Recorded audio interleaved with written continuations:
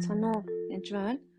Өнөөдөр та бүхэндээ өнөөдөр эзэн дуулууртай байгаа эзэн бүрэн бууж хөтлөөр дахин үргэлжлүүлэн нэг подкаст хийгэж утсан юм аа. Тэгэхээр өнөөдөр уншиж байгаа 2 сэдв болохоор нэг нь болохоор 1-р Самуэлийн 13-аас 8-аас 14.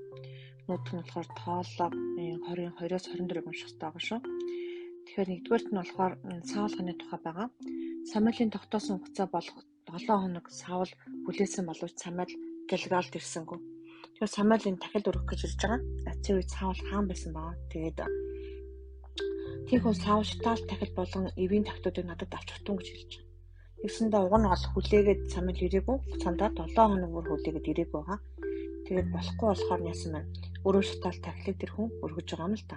Уг нь бас Самуэль шитаал тахилыг өргөх ёстой байгаа. Тэгээд тэр шитаал тахилд өргөв. Түүнийг шитаал тахилд өргөж дуусна гарахад Самуэль ирв. Саул түүнийг ухтан мэнчилэхэр гарчээ.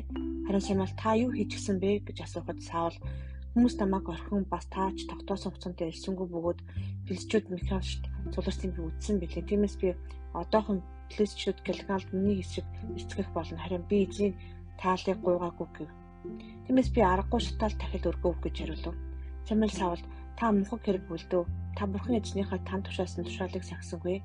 Тэгээггүй байсан бол одоо эзэн Израиль таны хаанчлыг мөнхөд тогтоох байсан. Гэвч одоо таны хаанчил тогтохгүй. Эзэн өөртөө өөрийнх нь зүрх сэтгэлийн дагуу хүнийг холж тэр хүнийг өөрийн ард түмний дутагдагчаар томилсон. Учир нь эзэн тань тушаасан та биелүүлсэнгүй гэв. Тэгэхээр Саул хэдийгээр хаан байсан боловч шатаал төглөө өрхөх хэрэг мэдэл баг. Өөр гэсэн үүрэг бүгдтэй байдаг бид нар. Үйлчлэлч гэсэн өөрийн гэсэн ажил байдаг л да. Тэгээд Самуэлийн урдуур орчин ажлыг хийж байгаа.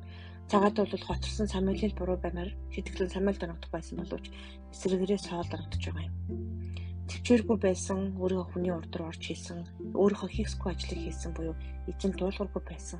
Эзний тушаалтыг биелүүлэх байж байгаа. Үүнээсээ болоод Саулаас хаан гэсэн өндөр үнэхээр тослогоо авдж байгаа. Тэгээд өмнөөс хойш бол Саул дандаа л зовж сонсдог Дэвидийг хятгардуулах гэдэг болдог байсан. Гэхдээ үнэхээр ихний авагдсан байсан боловч хаан гэдэг алтан тушаалд нь яасан блэ? Байсаар л байсан байгаа. Тэгэхээр тэдэг тэмэлчээс өөрийнхөө ард түмний өдөгчөөр тамилсан учир эзэн танд тушаасан та билээлэггүй. Тэгэхээр өөр хүнийг тамилах болно гэж хэлж байгаа байхгүй. Таны хаанчлал тогтохгүй гэж хэлж байгаа. Тэгэхээр үнэхээр ийм жижигхэн алдаа юм шиг алдаа гарахад энэ хүний бүхэл бүтэн хаанчлалын хаан байхтар ирэх мөртөн нуруу унж байгаа. Тэгэхээр бид нар эзэн дотор дуулууртай байхад үнэхээр чухал шүү. Эзний тушаасыг биелүүлэх явдал. Тэгэхээр дараагийн ишлэл болохоор Мосегийн тухай байж байгаа. Мосе бол нөгөө улаан тэнгисэнтрийг хадлахад гаргаад ирсэн Аронтойгоо хамт байж байгаа. Цүлд явж байгаа юм л та. Тэнд чуулган ус байхгүй байсан бөгөөд тэд Мосе Арон нарыг эсрэг цугларцгаа. Ард олон Мосетой мэтгэлцэн бидний ах トゥ ус эзний өмнө мөхөх үед бид ч мөхсөн болоосоо биднийг болсон мал амьтдыг мань тэнд өрхүүлэхээр юунд чи эзний чуулганыг энэ цүлд авчрав. Биднийг энэ ёрын газар авчрахаар юунд чи биднийг Египтээс гаргав. Энэ чинь үр тариа инжир усан үзэм анарын газар нутаг биш энд уух ус чи алга гэцгээв. Тэгэхэд нь Мосе Арон нар чуулганы дундаас хурлын майхны үүд рүү гарч удан очид нүрээрээ унав. Тэгэхдээ эзний цог завхлан тэдэнд үзэгдлээ. Таягаа аав чи өөрийн ах Аронтойгоо хамт чуулганыг цуглуулад тэдний нүдний өмнө усыг нь гаргуулах харах хадтаа ярих тун гэж хэлж байгаа. Тэгэхээр ямар ч гэсэн усгүй болсон байна. Тэгэд эзнийг хайх үед эзэн арга зааж өгч байгаа байхгүй чи бүгдийн цуглуулчгаа чуулганыг тэгээд хадтаа яар тэгээд ус гарна гэж хэлж байгаа. Ингээд чи тэдэнд хаднаас ус гаргаж чуулган ба тэдний малыг услах тун гэв. Тийхүү эзэн тушаасан өсөр Мосе түүний өмнөөс таяг авав. Мосе Аронаар хадны өмнө чуулганыг цуглуулав. Тэр тэдэнд тэрсэгч та нар одоо сонсох тун бид энэ хаднаас танаас зориулж ус гаргах ёстой юу гэлээ. Дараа нь Мосе гараа өргөд таягаараа хадыг 2 удаа цохив. Тэр хадтаа яар гэсэн бол харин хадыг яасан бэ? Цогсон байна. Мосе. Тэр яг үндэ энд бас адилхан хэн гоншголоо арт түмэн гоншгсон.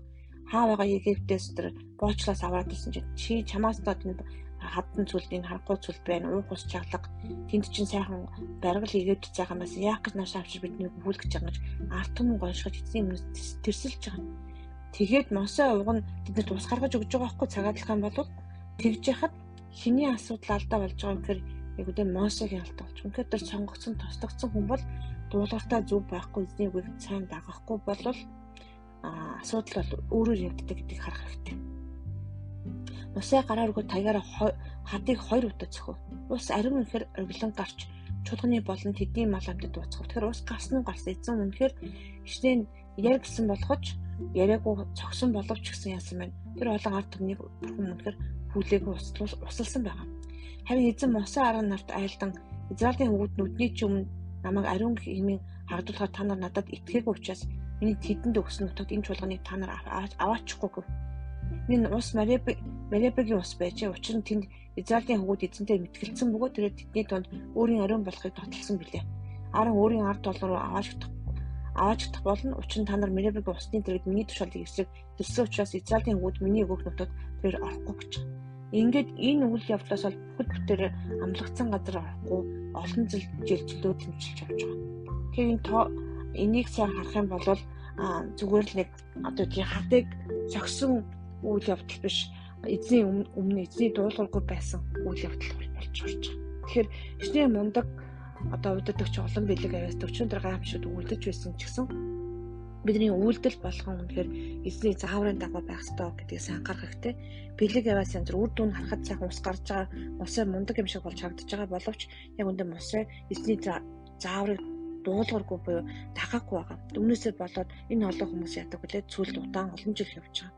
Тийм учраас ингэхгүй тул бид үнэхээр дуулууртай байж эзний зааврыг үнэхээр үг аавыг дагаж явах нь маш чухал байгаа шүү. Тэгэхээр эзэн дотор үнэхээр бас өсөختөн, ариун сүнсийг үнэхээр нарийн сайн сонсохтун, эзний зааврыг үнэхээр дуулууртай авахтун. Эзэн үнэхээр дуулууртай хүмүүс зөндөө дуртай байдаг шүү. Дуулууртай бол даруй байгаагийн хэрэг эзэнд бүрэн бууж өгч би өөрийнхөө хүслээр биш харин эзний хүслээр ажлыг хийж байна гэсэн үг шүү.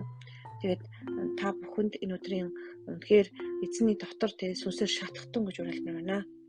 Баярлалаа.